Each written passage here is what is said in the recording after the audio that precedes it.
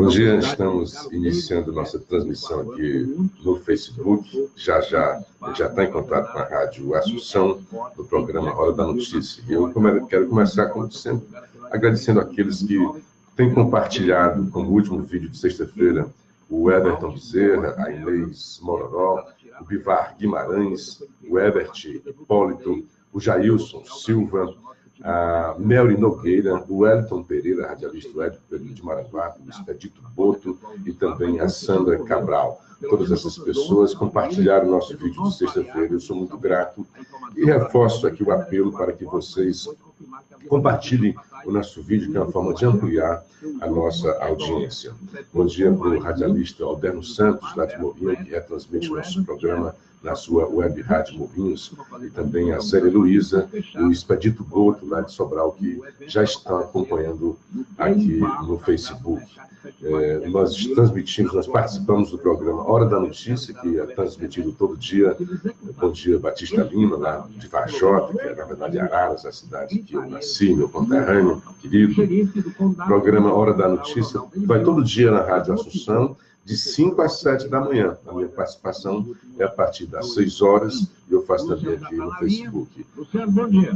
Bom dia, Renato Abreu.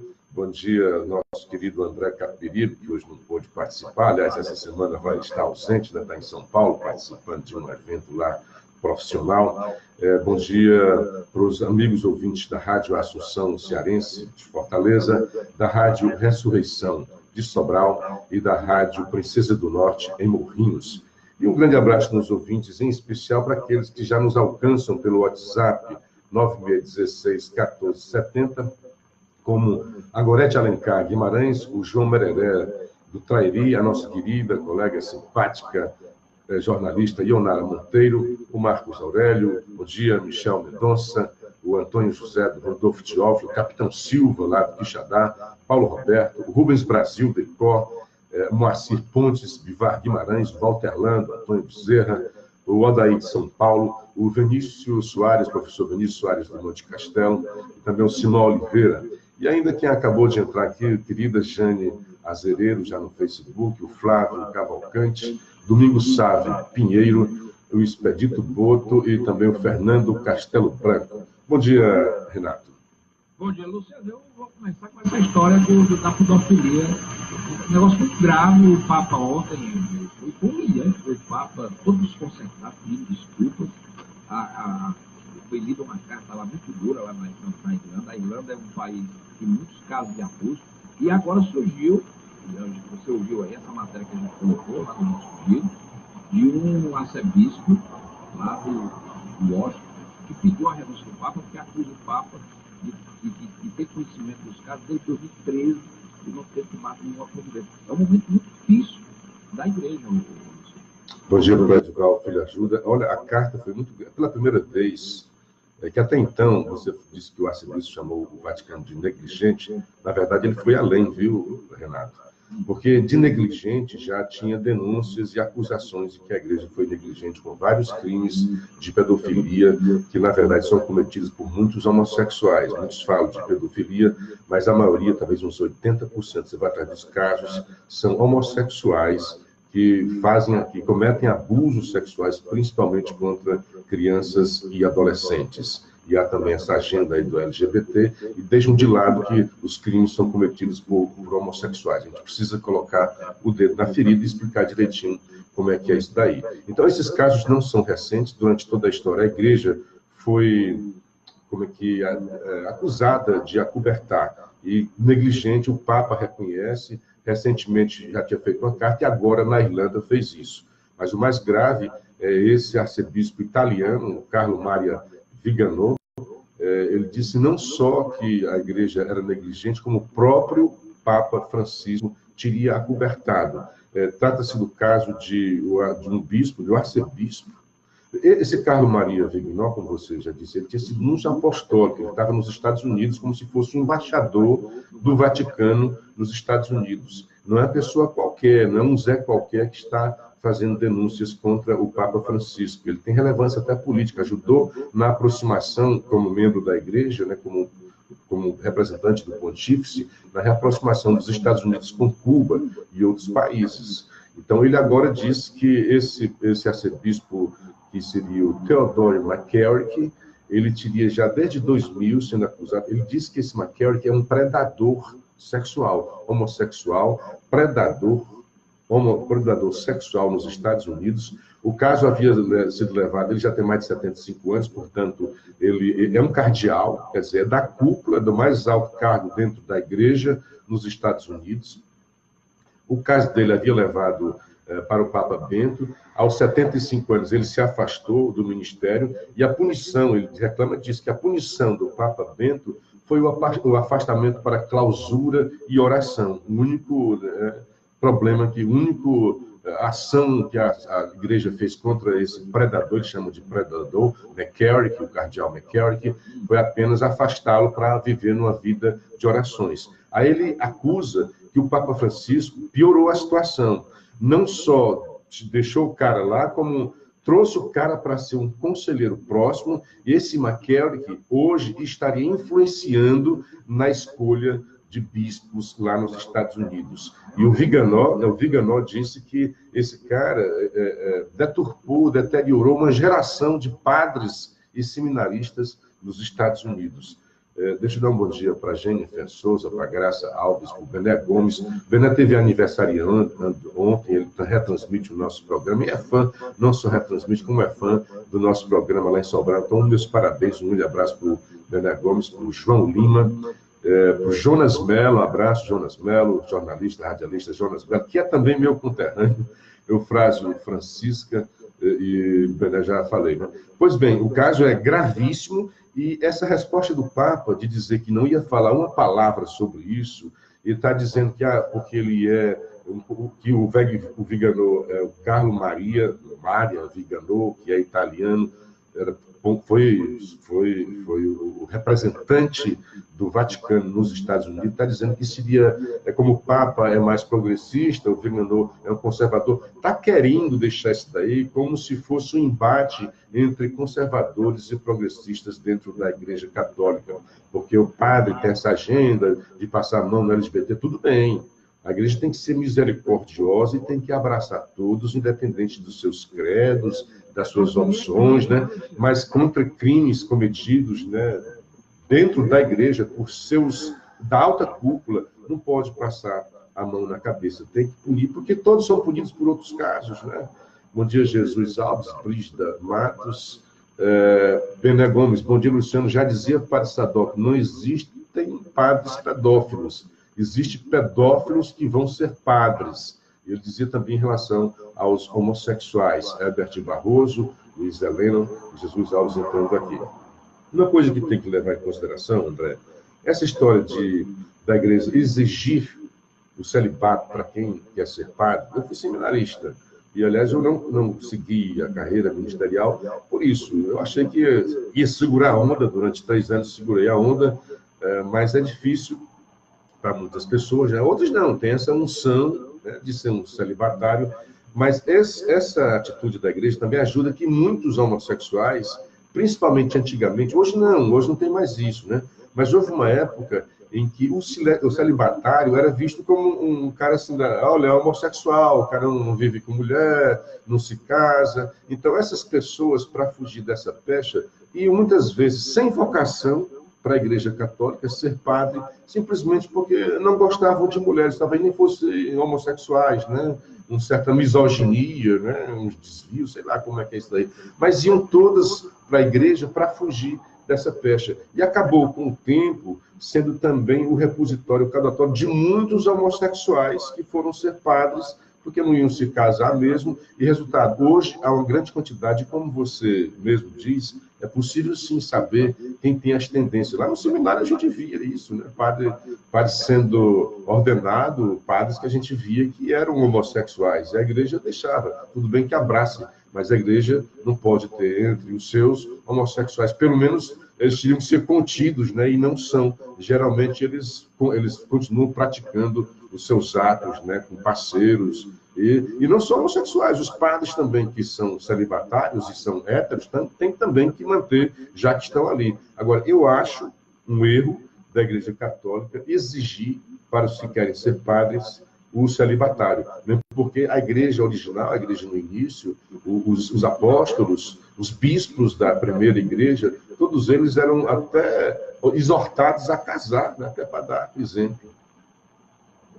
Verdade. Agora, o Luciano, o que é grave nessa questão aí, essa questão do celibato é uma discussão que a gente tem que fazer, mas aí eu acho também o seguinte, se você faz a opção para ser padre, você aceita o celibato.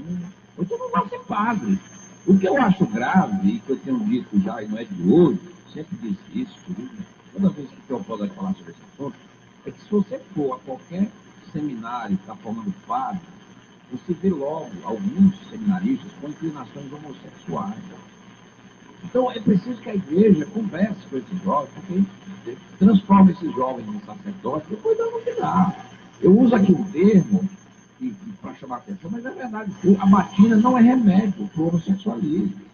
Não é remédio. Alguns padres, alguns meninos seminaristas, procuram refúgio nos seminários, tentando combater a inclinação homossexual. Não vão resolver por aí. E aí, lá na frente, terminam virando padres que assumem sua sexualidade homossexual, rompem com o celibato e, às vezes, praticam até crimes de pedofilia, porque não resistem. Então, a igreja não pode, sob o manto de ser misericordiosa, ficar botando a mão por cima disso. Esse é o erro. Essa denúncia desse caso é muito séria. Ela disse que o Papa Francisco sabia de tudo, desde 2013. Não é providência nenhuma, isso é muito sério. Coloque em xeque a autoridade desse Papa, que é muito legal, é argentino, boa pinta, sorri. Mas peraí, eu não estou atrás disso, não. Isso é muito grave. Se o Papa não explicar essa situação aqui, a situação dele vai ficar de muito desconforto. Muito desconforto. Ele não pode simplesmente dizer que não vai falar nada na matéria. Ele diz, não, ele diz que fala o que o cardeal fala por si e tentou dizer que isso seria uma briguinha entre conservadores e progressistas dentro da Igreja Católica. Não é do sumo pontífice, é um assunto muito sério, porque é um abuso de crianças, né? Um crime, não é apenas crime, é um crime de gravidade, né? Forte.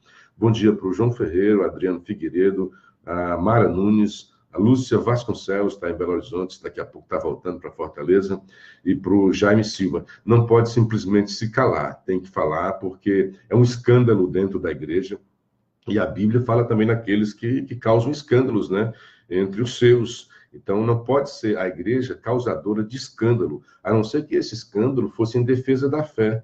Não pode acobertar crimes de tal gravidade dentro da igreja. Eu já vi outros crimes, né? Eu já vi outros pecados sendo acobertados. Eu soube de padres que engravidaram mulheres e foram aconselhados a fazer o aborto e continuar padre. Conheço amigos meus que deixaram a batina, né, como se diz, porque e disseram isso, olha, Luciano, eu fui aconselhado a abortar, eu não ia fazer um negócio desse.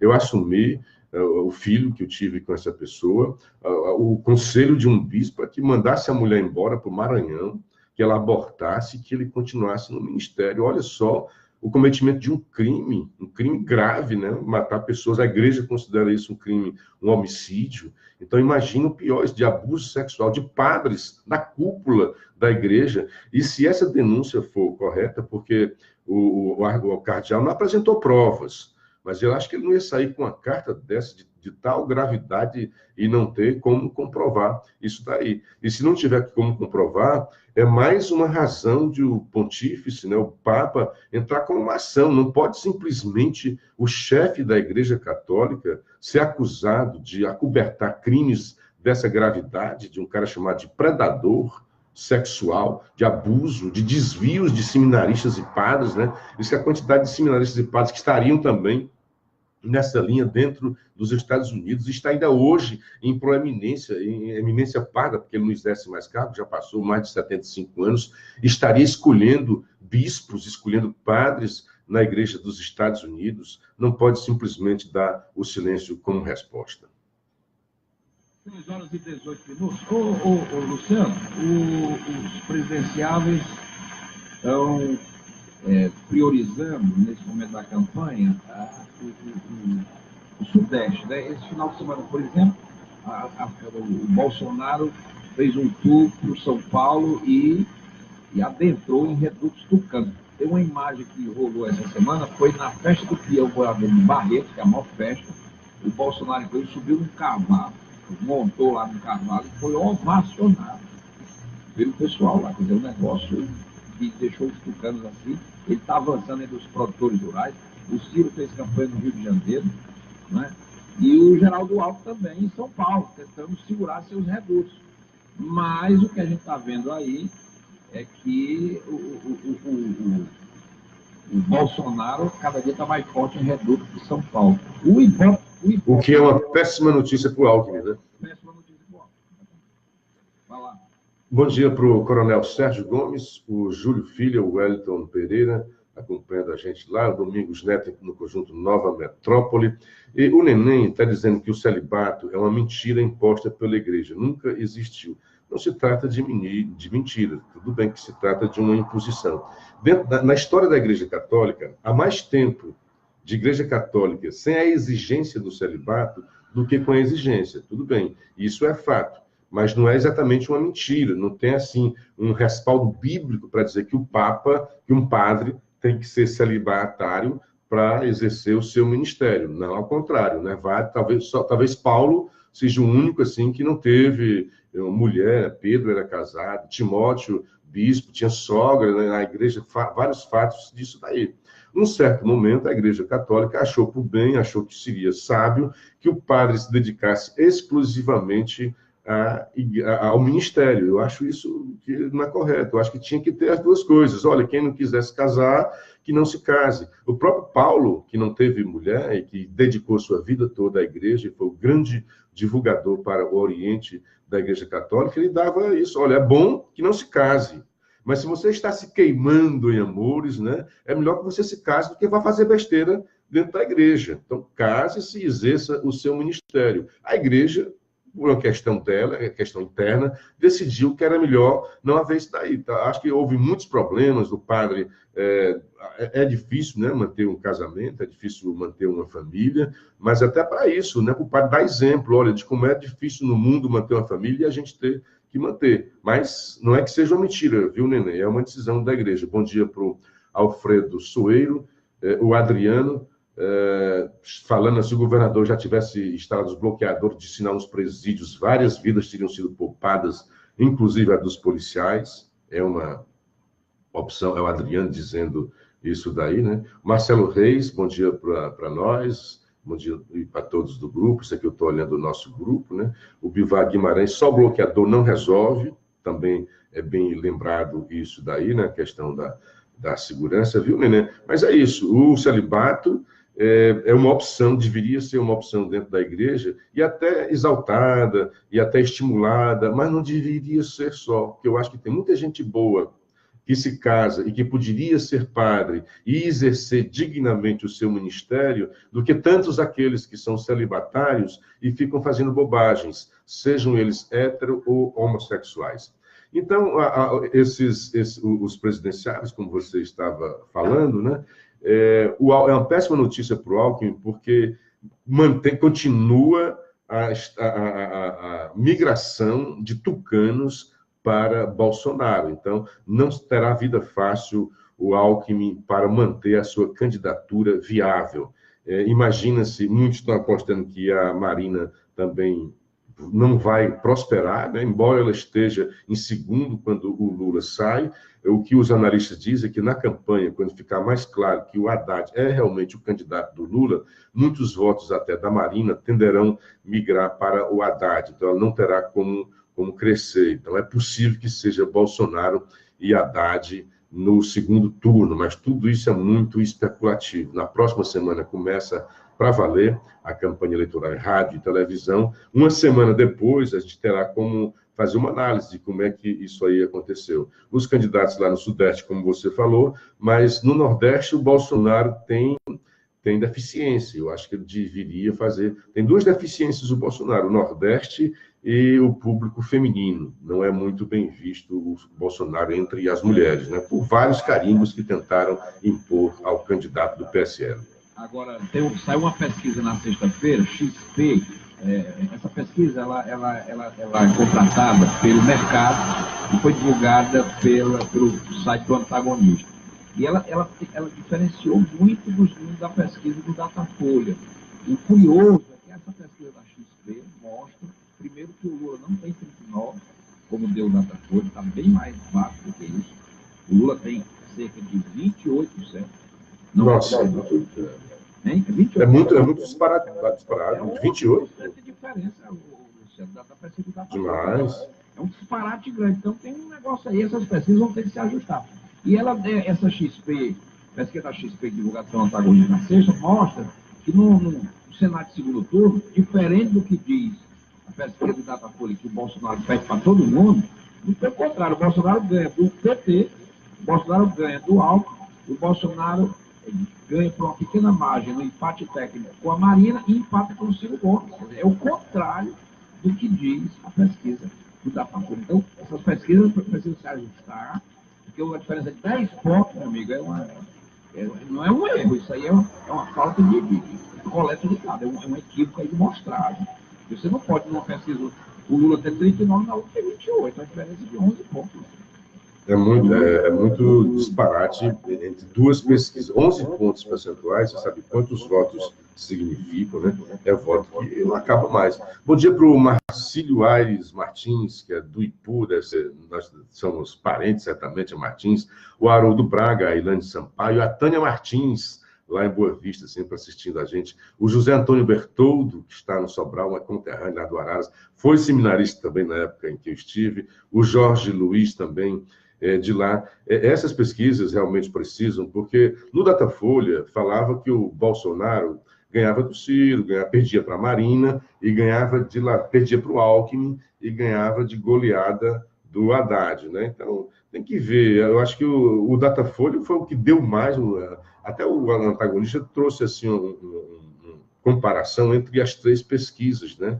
Ia de 27, ia de 37 no Ibope, 39 no Datafolha e acho que 30 no Instituto Paraná ou na própria XP. Tem que ver esse negócio daí, né? Mas pesquisa, como se diz, é um retrato do momento, né? Ninguém sabe que se nesse momento como é que está. A XP é mais recente que o Datafolha, mas não dá para comparar porque são metodologias diferenciadas. Bom dia para o Carlos Henrique Fernandes de Souza, grande jogador de xadrez. Hoje começa as entrevistas dos presidenciários, serão 20 minutos, salvo engano, no Jornal Nacional, ao vivo na bancada. O primeiro hoje é o Ciro Gomes, amanhã é o Bolsonaro, e aí serão só 4 entrevistados, porque o PT insiste na candidatura do presidiário e a Globo diz que só entrevista candidato a presidente, não entrevista candidato a vice. Portanto, o Haddad não foi convidado, o Lula não pode ir porque está preso, então vai ser hoje o Ciro, amanhã Bolsonaro, depois a Marina e, por último, o Geraldo Alckmin, do PSDB. As entrevistas serão ao vivo na bancada do Jornal Nacional, feitas pelo Bonner e pela Renata Vasconcelos. É um bom palanque, né? É maravilhoso, principalmente, eu acho que quem mais se sai bem, tem 2 candidatos muito preparados para essas sabatinas. Um é o Alckmin, o outro é o nosso querido cearense Ciro Gomes. O Ciro é imbatível, inteligência, o raciocínio rápido, está mais contido nas suas respostas, né? Embora esteja fazendo coisas, eu acho que tem que estar certo, tenta ganhar votos, né? De cunho populista. Essa história do SPC, para mim, ainda não está claro. Ele está dizendo que é possível, que não é dar dinheiro. É dar dinheiro, sim, como não, né? Como é que você vai pagar as dívidas de uma pessoa fazendo outras dívidas, né, em condições menores? Eu não sei, eu preciso ver com muito mais cuidado, com muito mais detalhado essa proposta, que jamais foi bem detalhada, né? Fica só nessa coisa genérica. E por ser genérica, nessa forma genérica que está sendo apresentada, eu acho que é meramente populista, eu acho inviável, acho que o país não tem dinheiro para fazer isso daí. Mas, como você disse, principalmente para os candidatos que têm pouco tempo, é um palanque maravilhoso, principalmente da Globo, a audiência maravilhosa que tem a Globo, né? É uma vitrine para os candidatos se expor. E o Ciro Gomes, como é bem preparado, como é inteligente, e como, né, se preparou durante todo esse tempo, ele estuda muito, o Ciro guarda números, né? Aqui e acolá diz bobagens. Recentemente ele disse que em Sobral tem Wi-Fi, 100 megas. Não existe isso, né? Porque o Ciro se perde, às vezes, por informações bobas, né? Por exemplo, ele dizer, na última campanha, disse que sempre estudou em escola pública. O Ciro estudou no mesmo colégio que eu estudei, que foi o Colégio Sobralense, lá em Sobral. Teve os mesmos professores que eu tive lá em Sobral. É boba, não custa ele dizer que a maior parte da escola que eu estive foi escola pública. Mas dizer que todos foram, aí se perde nas bobagens que não poderia. Aí dizer que tem Wi-Fi, esse Wi-Fi foi um programa mesmo da Prefeitura de Sobral. A Prefeitura de Sobral, desde CID, tem avanços tecnológicos notáveis, mas aí parte para um detalhe, olha, tem 100% Wi-Fi. O cara vai lá e busca e não tem esse Wi-Fi 100%. Eu mesmo já participei, de vez em quando eu ia lá, não moro lá em Sobral, mas ia, e não tinha esses Wi-Fi que estavam sendo anunciados. Bom dia para o Fidelis Veloso, para o Ayrton Mourão, para o Moisés Soares, aqui de Sobral, pegando maiores políticos com vocês. Olavo Souza também acabou de entrar. Pois não, Renato? Aí o Ciro desmoraliza, porque aí apareceu um cara como o celular, e diz, de frente que o Arco do Triunfo, entrada de Sobral, aqui não tem Wi-Fi. E aí, quer dizer, não precisa dizer isso. Por exemplo, o Ciro disse que o Ceará triplicou o número de policiais militares. Não é verdade. Aumentou em um terço. Desde o CID até agora o Camilo. Se fez muitos concursos para policiais, é verdade. Se melhorou a questão salarial dos policiais, é verdade. Inclusive no governo do Camilo, no primeiro ano dele, aquela lei que foi aprovada. Mas não é verdade que foi triplicado o efetivo policial no Ceará, policiais militares. Aumentou em um terço. É bom, aumentou, mas não é 3 vezes. Então, sabe, é só parar de dizer números falsos. Pois é, já que tem... Exato. Desde a outra campanha, como é que é a outra campanha? O Serra desmontou o Ciro. Ele foi atrás exatamente nessas pequenas vulnerabilidades. Então, assim, se você mente no pouco, mente no muito, né? Então, aí ele fica tentando tirar a credibilidade do Ciro com isso. E o Ciro Ciro, esqueça essa miudeza, né? Fala das coisas grandes do Ceará. E tem, né? Por exemplo, dizer que Sobral tem educação boa. Tem. Dizer a nota da Escola de Sobral. É interessante. Bom dia para o Everton Bezerra, para Sandra Cabral, Silvia Maria Pereira Leite, minha querida Silvia, gosto muito de você, é uma alegria vê-la por aqui. O Jacome Pastore, a Sandra mandando um abraço para nós, a Sandra Cabral. Então, o Ciro se perde nessas bobagens. Fica no macro, Ciro. Você é muito grande para se perder nessas coisas menores.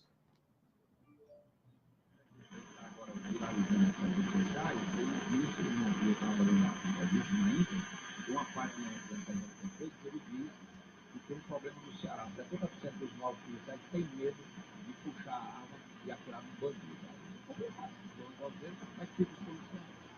Pois é, aí ele faz o inverso, né? Ele diz que, olha, botou muito policial. Aí, puxa, mas se botou muito policial, por que não resolve o problema da segurança no Ceará? Aí o que ele disse, assim, vou te explicar o que ele falou, acho que foi no El País essa entrevista. O problema no Ceará é que nós elevamos o nível dos policiais. Então, os policiais de agora, que passam no concurso, têm nível superior, é um outro tipo de policial, e tem medo de atirar. Diz que são os frouxos, né? Então, o Ceará deve estar contratando errado os policiais. São policiais sem vocações, então, né? Então, passam ali, tem nível superior, passam no concurso, mas deveria, se existe isso, tá? Eu estou falando... 30% dos novos policiais têm medo de sacar uma arma, enfrentar um bandido. Então, como é que você contrata, né? O governador chega, ele está atirando contra o governador, né? Está atirando contra o seu aliado. Não, porque você diz, o governador está fazendo isso, né? Está correto ele dizer, olha, eu tenho ampliado, tenho aumentado o efetivo de policiais no Ceará para combater a violência. Aí vem o Ciro Gomes, seu aliado, e diz, olha, 70% dos novos policiais têm medo de sacar arma.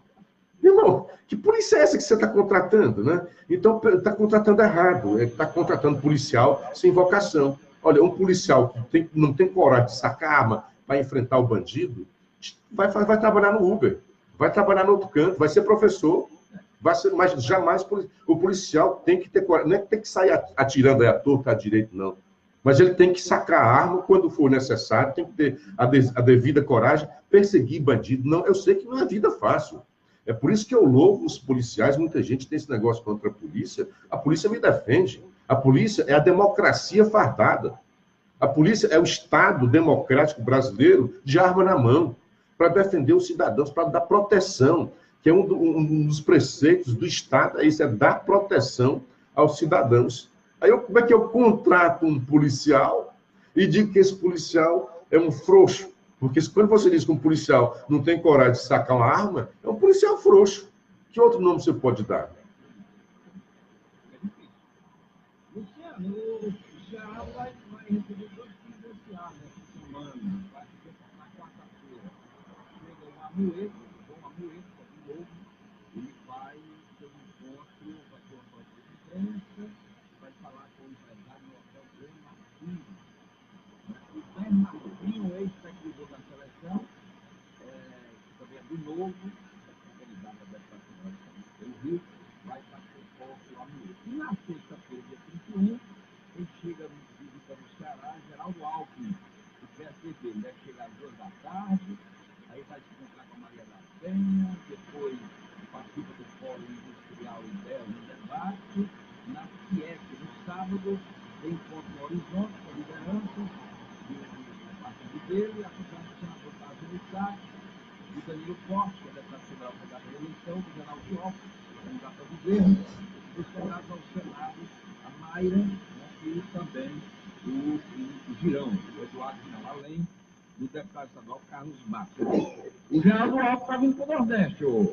Ele precisa vir, né? O Geraldo Alckmin tem esse carimbo que não gosta de nordestino. Não é o primeiro, segundo, terceiro motorista que faz pergunta. Ele diz, o problema é que o Alckmin tem essa coisa lá, só vai fazer por São Paulo. Tem esse preconceito, como se os sulistas, os sudestinos, né, tivessem preconceito contra nós nordestinos. O capitão Silva lá de Quixadá, é da profissão, diz, mas aí o Ciro, a declaração do Ciro tem um fundo de razão. Ele não deu argumento, né? Deixou aqui, bom dia para o Ciro do Sumaré. O capitão Silva diz assim, se atirar, vai preso. Se não atirar, morre. Que, aliás, é uma outra crítica que eu vi nas redes sociais, contra a CGD, na Controladoria do Estado. Até disseram assim, no dia que houve a morte, que os policiais foram assassinados, né, muita gente disse que não ficou nenhum carro da corregedoria, no pátio da corregedoria, nenhuma viatura. Estavam todas lá de olho, né, para ver se não haveria uma reação, né, uma vingança de policiais. Aí eu vi isso nos grupos, tá, gente? Estou dizendo isso daqui.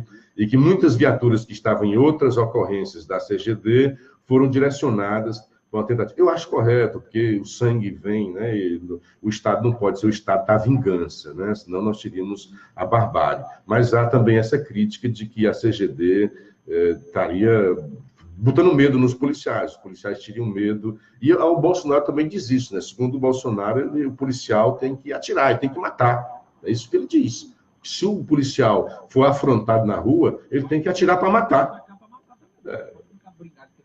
O bandido mirando na cabeça. É porque tem até um procedimento, você tem que dar, acho que o terceiro tiro é que tem que ser o fatal, você dá um tiro para baixo, outro para bater no joelho, mas enquanto isso, o de lá para cá atira no seu coração, na sua cabeça e acabou-se, né? Bom dia para a nossa querida Sandrinha, administradora do nosso grupo. O capitão Silva diz, a polícia é refém do governo, da bandidagem e de boa parte da sociedade. Também é bom explicar que alguns da sociedade também criticam a polícia, né? Bom dia para o Elano Aquino, bom dia para o Davi Carnaúba, o Elano Aquino de Baturité, o Emanuel Nazareno, o Zeca Aguiar, o Francisco Alves, ex-vereador, mora lá em Messejana, e o Jesus Alves. Também para o Simar Alves, que eu fico aqui entre os nossos queridos que nos acessam pelo WhatsApp, 9616-1470, e pelo Facebook. Quem está só no Facebook, é uma transmissão do programa Hora da Notícia, que todo dia vai ao ar pela Rádio Assunção, de 5 às 7 da manhã, ancorado pelos competentes colegas jornalistas André Capiberi, que nessa semana está fora, e o Renato Abreu, e esse locutor que vos fala. É transmitido na Rádio Assunção e também na Rádio Ressurreição de Sobral e Rádio Princesa do Norte, em Morrinhos. Mara Crise também acaba de entrar e assistindo o nosso programa, dando um abraço, assim como a Ilane Sampaio, lá de Aracati, e a Simar Alves. Agora vai, viu, Luciano? O Zé Disseu entrou na campanha do Haddad, viu? Eu vi. Agora vai. É o seguinte, o Disseu é um dos caras mais inteligentes do PT, e não só do PT, dos políticos. Como é que ele usa essa inteligência O Hitler foi um cara super inteligente, né? Muita habilidade para fazer o mal, né? O Zé Disseu fez toda uma engenharia política que ajudou no crescimento do PT e na manutenção do poder, né? Depois, acabou fazendo o que ele fez, não só ele, mas muita gente graúda do PT. O mais graúdo está de trás das grades. E o Disseu também já experimentou, né, uma estada lá na prisão e pode ser que volte, né? Tem recursos aí para ser julgado. José Antônio Bertolini Vajota, o ano passado houve 19 homicídios. O governador aumentou o efetivo e este número caiu até o momento para 9. Olha aí, tá? O testemunho do Bertoldo como sendo uma consequência do aumento do efetivo e até desfazendo das palavras do Ciro. O Ciro quis dar uma justificativa, né, de por que não diminuiu, né? Porque a violência, embora diminuindo o número, continua muito alto no Ceará. E é bom dizer que não é só o Ceará não é uma ilha de violência, que só no Ceará esteja assim. Há estados muito piores, mas há também estados como São Paulo, que é um exemplo de políticas públicas que fez com que diminuísse o índice de letalidade, de mortalidade, de homicídios lá no estado de São Paulo. Luciano, valeu. Foi 40. Amanhã, aliás, vai. Pois é, eu ia dizer isso que você lembrou dos presidenciários chegando aqui. Amanhã deve estar um vice, né? O general Mourão, estará dando entrevista para nós, se for o caso, estarei também na bancada. Grande abraço, Renato Abreu, grande abraço aos nossos queridos ouvintes da Rádio Assunção de Fortaleza, Rádio Ressurreição de Sobral, Rádio do Padre Sadoc de Araújo, que tem à frente o grande Bené Gomes. Nossos parabéns, aniversário ontem, gente importante, tem aí uma semana para celebrar os aniversários. Bom dia para o Maírton Feitosa, que retransmite o nosso programa na sua rádio Princesa do Norte, lá em Morrinhos. Proderno Santanos, que retransmite na sua web rádio Morrinhos. Um grande abraço para os nossos queridos ouvintes. Um dia bastante proveitoso e até amanhã, com a graça de Deus. Vai ter 6h48, o Luciano traz amanhã, o programa Hora da Notícia está na rota dos presidenciários.